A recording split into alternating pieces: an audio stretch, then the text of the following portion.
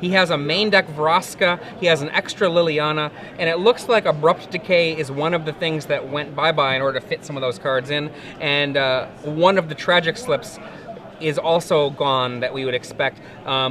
Something he probably regrets having to play against the Falconwrath Raczka aggressive deck right now. Yeah, and if you look at his sideboard, also Ground Seal is not in the main deck for Ryan's list. If you look in the sideboard, there are no Tragic Slips to help recover that loss of the slip, and the Falconwrath Aristocrat is going to be a real problem for him, I think, in this game. Yeah, he has 3 Pillar of Flame, which is going to help early on.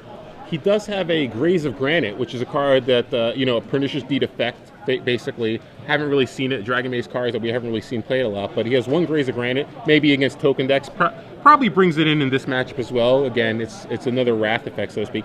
He's got 2 copies of Vampire Nighthawk, 1 Barter in Blood, but like you said, Tragic Slip is really the best answer to Aristocrat, and he doesn't have any copies anywhere. Yeah, I mean... He has 1 copy, I believe. Looks like we got a big boom on his sleeves there. Nuclear Explosions from Experiment John Dagro from David Raczka.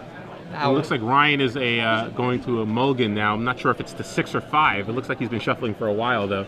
So, so it looks like it's a mulligan to 6. And he's down a game, so his back is against the wall a little bit here.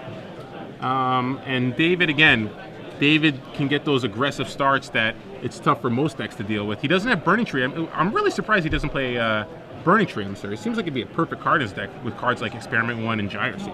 One of the cards he does have in here, which seems intuitive for this list, but has been eschewed for a very long time, is Dregmangler. And I know that talking with Sam Black about this style of deck, I know he had praised Cedric Phillips' version of John Dagro because it did not run Dregmangler. I believe Sam was, I see you play the correct number, which is 0.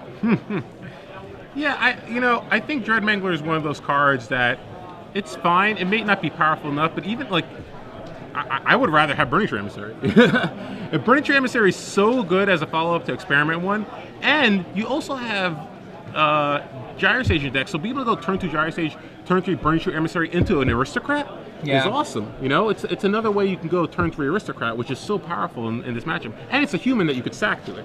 So, really surprised he doesn't have Burning Tree Emissaries there.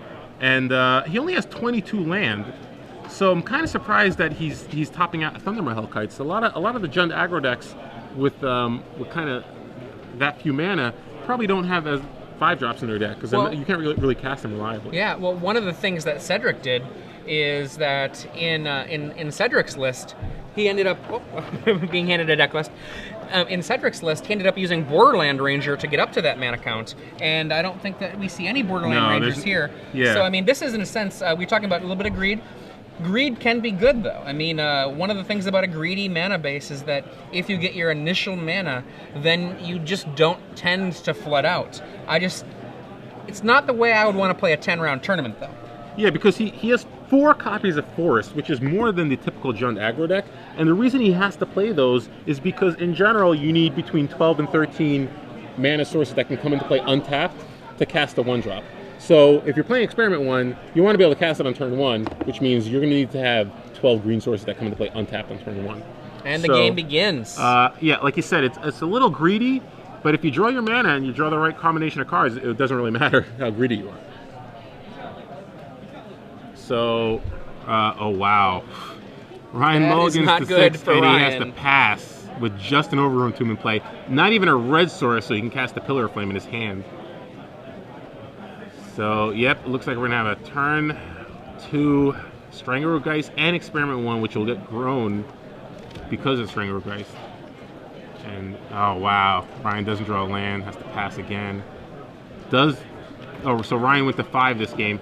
He has a Graze of Granite, which, if he ever gets to 5 mana, will be pretty impressive, but for now, not very good. Ryan, I think, is going to need something pretty miraculous here in order to be able to recover from this. Remember that one of the things that Ryan Meier did was he cut Abrupt Decays from his main deck. He does not even have them in his board. So some of the early removal spells that he would hope to do in this matchup, he doesn't have access to.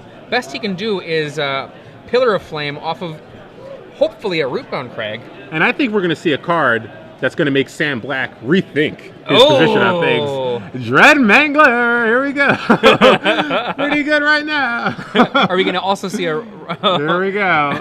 Swing it in. Boom, boom, boom. So it looks like he untapped his for another Arbor Elf. Okay.